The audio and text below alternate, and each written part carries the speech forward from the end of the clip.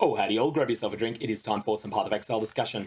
Patch 3.19 landed today about 10 hours ago, and I thought I would just give a bit of a heads up on some of the early discoveries. Some of these have been data mined, a couple of them also come from experience in game. But the full list of all of the mods that can roll on the new Convoking Rings is known, the Bone Rings, and these are pretty good. These definitely do replace unset rings in any sort of minion build. Give you a bit of an example of the high end. The of harmony suffix is minions have 26 to 30% increased movement speed. This is actually very easy to roll with a weighting of 2000. This means it is twice as likely to roll as any particular tier of life roll is. Then you also have minions have a 32% increased maximum life. Minions have 14 to 16% increased attack and cast speed, which is one of the very best of the mods. And minions have 27 to 30% to all elemental resistances. That's your suffixes, but your prefix is probably the big winner, and that is the Duchess's prefix. This does require an item level 81 ring. If you don't have item level 81, you'll get lower tiers, but minions deal 37 to 42% increased damage. Ultimately, these are really good. You're definitely going to want to get these bone rings and use them.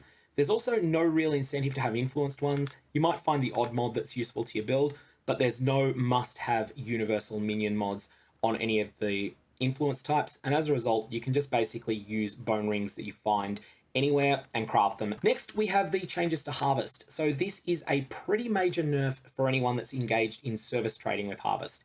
If you have a TFT account and you've been doing a whole bunch of trading there, then you're going to find that Harvest is much weaker for you. If you're someone who doesn't use TFT and who just uses the Harvest they find themselves, I think you'll probably find it's about the same power it used to be. You will in that case have more access to the rarer crafts, but a lot of the rarer crafts are going away. So in terms of the most significant changes, Reforge keeping prefixes is gone. Reforge keeping suffixes is gone. This change alone basically invalidates all pre 3.19 crafting guides. Those two crafts were so strong that people always kept them in mind when doing a craft. Maybe they were just there for contingencies, maybe they were planned on, but whatever the case, they are completely gone. This is going to be transformative for crafting overall. Reforge, much more likely to keep the same mods, has been nerfed to Reforge, more likely to keep the same mods. This is not absolutely known, but it's widely speculated that this means a decrease in the probability of getting the same mods back from a factor of 90 times as likely to a factor of 10 times as likely. We don't know this for certain.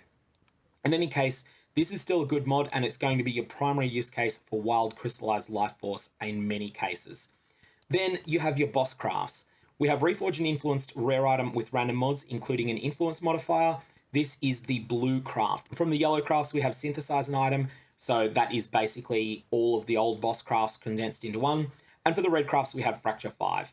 These are the boss crafts that remain. You can use these as often as you've got the wild crystallized life force and the sacred crystallized life force for them. One thing we need to know before we can really judge much about the future of Harvest in play and whether you should spec it on your Atlas is how much you're getting in the way of this crystallized life force for killing the Harvest bosses. At the moment, it seems like it is very dependent upon the tier of the map that you're doing and also upon the tier of the actual beast you're fighting in the Harvest, whether you will receive a large amount of life force or not. And we're going to have to work that out over time. We'll get a whole bunch of information on exactly how that works. But basically, Harvest is probably no weaker overall because you've got a bit more agency over it than you used to if you did not have a TFT account. If you did use TFT extensively, then Harvest has been nerfed substantially. Next, we have the changes to the crafting bench. Most of the crafts that used to cost Divine Orbs have been changed into costing the same number of Exalted Orbs, but a few of them have been changed into costing Chaos Orbs instead. I'll put a link in the description below so that you can check out the specific ones you're interested in. One thing that's particularly interesting though is that 20 to 25% of physical damage converted to fire damage and the sister crafts for cold and lightning. These crafts are now only 4 Chaos Orbs, and that means that if you do apply one to an item and you're not happy with the result, let's say that you roll 22%, you can just reapply the same bench craft over the top and keep going until you get that perfect 25%. So that is something to keep in mind. That's a lot easier than when it used to cost a Divine Orb each time you applied it, and certainly a lot easier than it would have been with the current economic changes. The next thing we want to talk about is the Arch Nemesis changes. Now, Arch Nemesis monsters were made more rewarding according to the patch notes, and this has been the case. There's a bunch of the Arch Nemesis that are at the uncommon end of the spectrum, so things like Effigy that are not truly rare, but that don't come up all that much. These have got special rewards now. Entangler drops a bunch of jewels, that one's neither here nor there. Effigy drops items with white sockets, and we'll probably work out an entire list of all of the others. The one though that's most interesting probably is the Innocence Touched one, which drops a whole bunch of scarabs. So there's a bunch of things that seem to drop there that are interesting. I'm going to whole list of that probably over the next day or 5 as people start engaging more of those monsters and also paying attention to which monster they're fighting.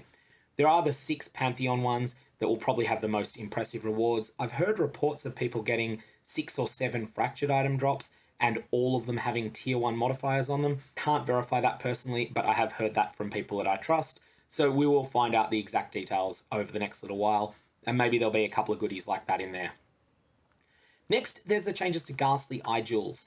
These were mentioned as being buffed in the patch notes with no details. They have been buffed considerably and mostly in the form of some specific mods. Minions have a 10 to 15% chance to poison enemies on hit, and the same for Ignite and the same for Bleed. This is really significant because Minion Poison, Ignite, and Bleed were buffed considerably in this patch, and these are now pretty good mods on Abyss jewels. So keep those in mind. They're definitely worth trying to roll on your jewels, and because of their tagging, they're actually pretty easy to roll. So Chaos Tag and Ailment Tag together means that it's pretty easy to target with fossils. You can keep that in mind if you're wanting to try and target specific things. Lastly, there's the Lake of Kalandra content, and there's been a few reports over on the PathOfExile subreddit. These do seem to be very rare, of all positive results. So you see here that this Dusk Ring has 21 to all attributes, 14 cast speed, 94 life, 98 mana, and 46 fire resistance. Every single mod on this item was positive when it was pulled out of the lake, and this seems to be a very rare result, but one that can definitely happen. This is something that we weren't speculating was likely to happen before the league started. Every single item that was showcased before the league started either had an exact 50-50 split or had as close to a 50-50 split as possible. So 3 positive, 2 negative, or 2 positive, 3 negative. This here is a bit of an exception with all 5 of them positive. There's a small number of people reporting getting these, and I do think they will be staggeringly rare. This is not going to be an each mod is 50-50. This will be there is a set, very small chance to get a very exceptional roll, which is something GGG tend to do a lot. In terms of the actual lake encounters themselves, I don't currently recommend doing them while you're leveling. I've done a few of them just to experiment with them. I haven't found anything that's really jumped out at me as being worth my while. A number of people have reported finding pretty good luck with the essences in there. You know, going in and getting 6 or 8 or 9 essences out of a single lake visit. So that may be an option, but that's the only thing I've heard that's really good at low level. That said, there's probably rare results that are happening for some people that are much better. Ultimately, I'm just going to push to maps without that, and then from there, I'll start exploring the lake a little bit more. And there's one very important other thing that needs to be mentioned, and that is that I've had reported to me by multiple players that the so-called endless heist strategy no longer works, that de-leveling your character no longer resets vendor inventories. I've not personally tested this, but I have heard it reported to me by people I trust. So don't plan on doing that. You'll be able to get plenty of contracts anyway. Heist is on the map device this league. That's all I've got. May your Varlobs have interesting results.